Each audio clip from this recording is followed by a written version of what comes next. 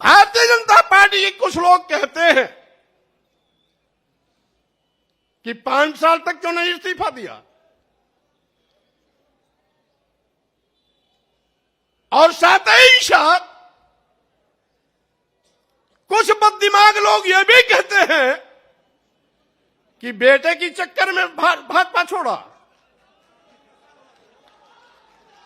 मैं ऐसे लोगों से कहना चाहता हूं, भारतीय जनता पार्टी के लोगों ने इस देश के गरीबों, मजलूमों, दलितों, पिछड़ों, अल्पसंख्यकों के आंख में धूल झोंक कर सत्ता हथियाई थी। कौन नहीं जानता, ये भारतीय जनता पार्टी केशव प्रसाद मौर्य और स्वामी प्रसाद मौर्य का नाम उछालकर पिछड़ों के बलबूते पर सरकार बनाई थी। चर्चा किया था मुख्यमंत्री होंगे या तो केशव प्रसाद मौर्य या तो स्वामी प्रसाद मौर्य। पहले गाजीपुर से स्काई लैब उतारने की कोशिश की गई। स्काई लैब यहां आते आते बीच में ही ब्लास्ट हो गया। दूसरा स्काई लैब गोरखपुर से लाकर के मुख्यमंत्री की कुर्सी पर बैठा दिया और पिछड़े वर्गों की आंख में धूल झोंकने का काम किया।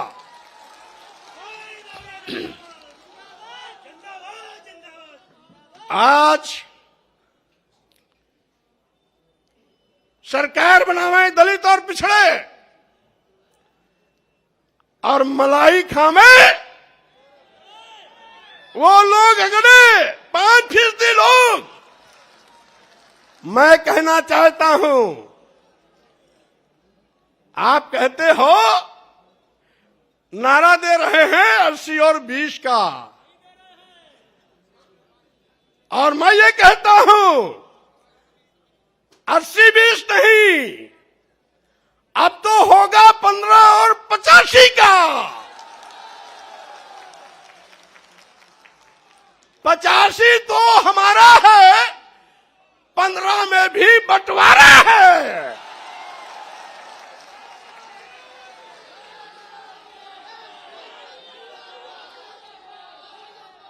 आप दुहाई देते हो उत्तर प्रदेश की सरकार को, मैं चेतावनी देता हूं। आप कहते हो हम हिंदू कार्ड पर चुनाव जीतेंगे। अगर आप बड़े हिंदू के हमदर्द हैं तो अनुसूचित जात, अनुसूचित जनजाति, पिछड़े वर्गों को भारतीय संविधान के अंतर्गत जो अधिकार देकर के आरक्षण की व्यवस्था दी गई, उसको अजगर की तरह निगलने का पाप क्यों किया आपने? अभी अभी 69,000 शिक्षकों की भर्ती हुई, 19,000 आरक्षित पदों पर सामान्य वर्ग को नियुक्ति पत्र दे दिया। योगी जी, क्या अनुसूचित जाति के लोग हिंदू नहीं है क्या?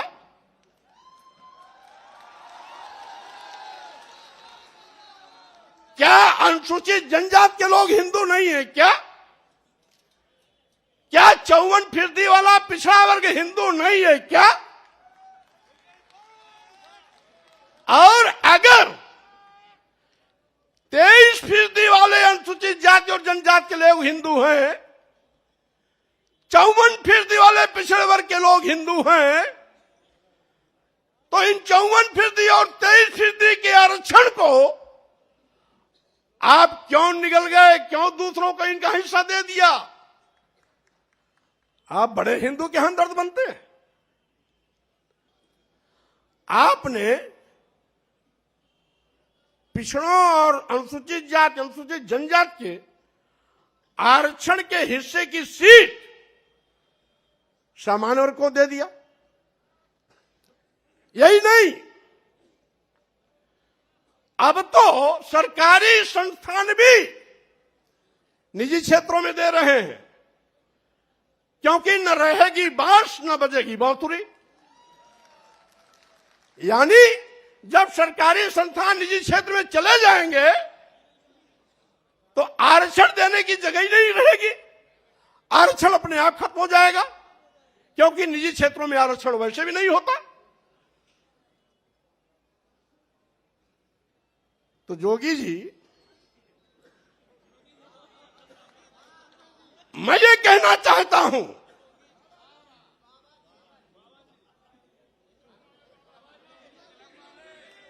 जोगी जी या बाबा जी कोई भी हो, मैं ये कहना चाहता हूं, मुख्यमंत्री की कुर्सी पर बैठ करके पाप करोगे और साथ ही साथ दुहाई देगो हिंदू की। क्या आपकी नजर में कुछ बड़ी जात के लोग हिंदू हैं क्या? अनुसूचित जात के नहीं है, अनुसूचित जनजात के नहीं है, आदिवासी नहीं है, पिछड़े वर्ग के नहीं है। तो वही 10-5% अगर आपके हिंदू हैं तो आपका खटिया खड़ी बिस्तरा गोल होना तय है,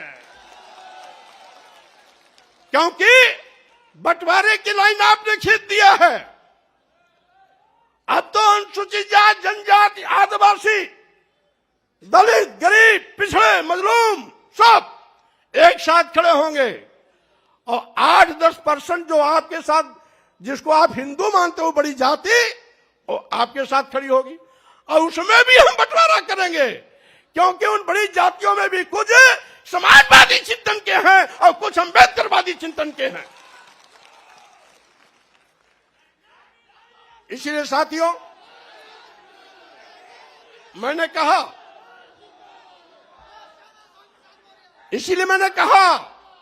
आज का ये जो कार्यक्रम है, अभी तक तो ये समाजवादी विचारकों का जमावड़ा था, अब ये समाजवादी इसके साथ साथ लोहियावादी के साथ साथ अम्बेडकरवादी विचारधारा का भी जमावड़ा का संगम हो गया। और इसीलिए हम ये भी कहना चाहते हैं, बगल में उत्तराखंड है, 3 बार मुख्यमंत्री बदल सकते हैं। आप 5 साल इंतजार क्यों किए, उसी को बता रहा हूं। यहां पर इतना जुल्म, जाति, अत्याचार, अन्याय हो रहा था। लखीमपुर की घटना, हाथरस की घटना, गोरखपुर की घटना के साथ साथ 2 दर्जन ऐसी घटनाएं हैं जहां एफआईआर लिखने में आपने हीलावाली किया, और साथ ही साथ जहां गोरखपुर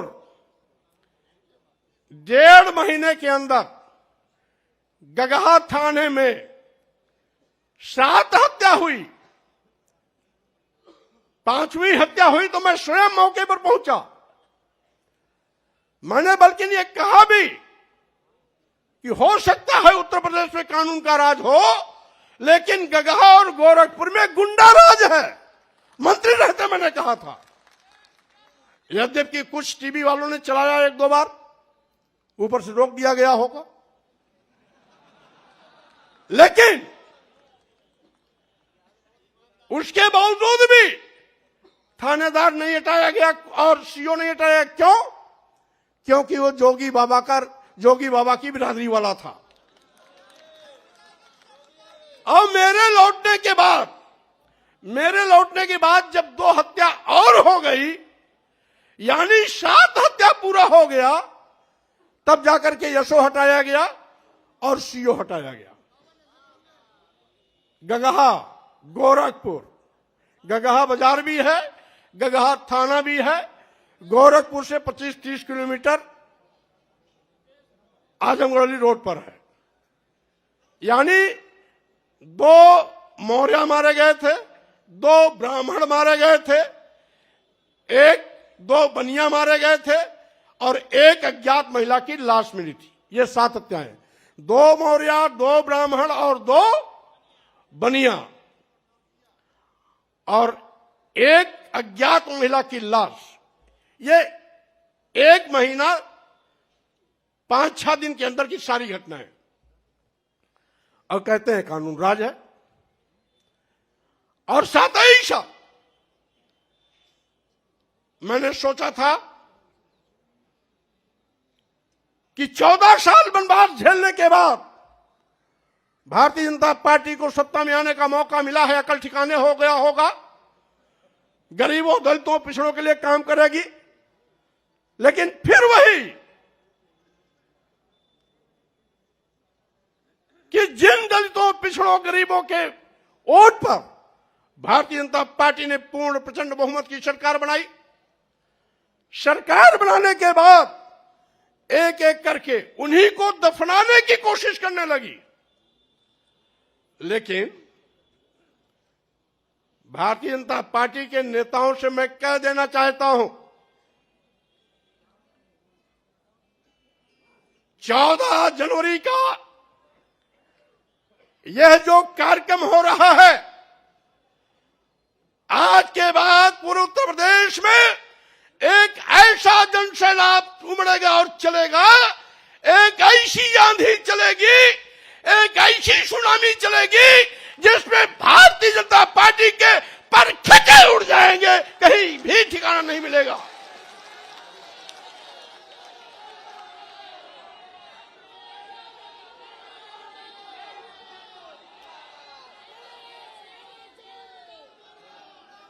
और साथ ही साथ मैं ये भी कहना चाहता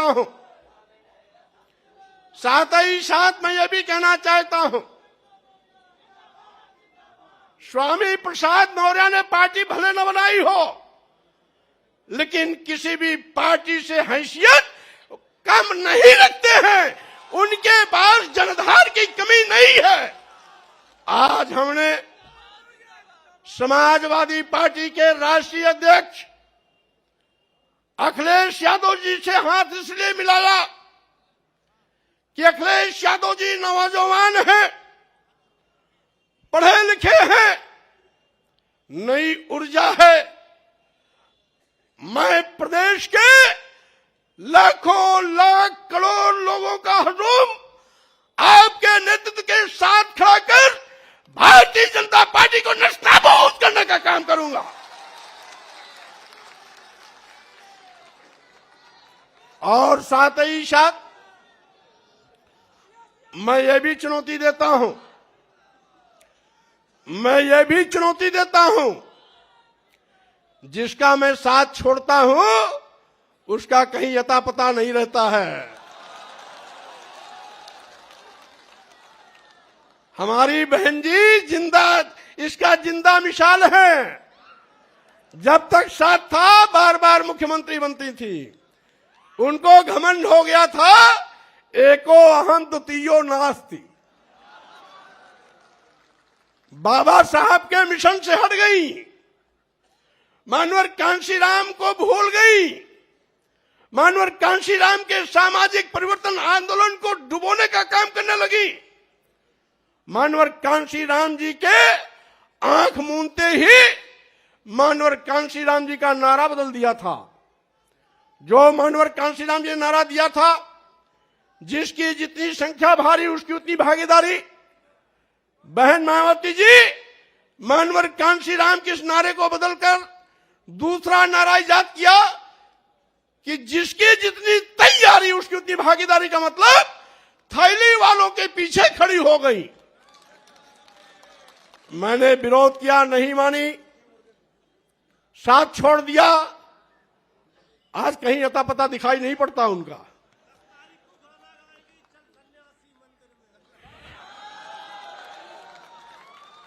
और मैं कहना चाहता हूं, भारतीय जनता पार्टी उस दिन तक तीसरे स्थान पर थी जब तक मैं बहुजन समाज पार्टी में था। बहुजन समाज पार्टी नंबर 1 पर थी उस दिन, भारतीय जनता पार्टी तीसरे पर थी।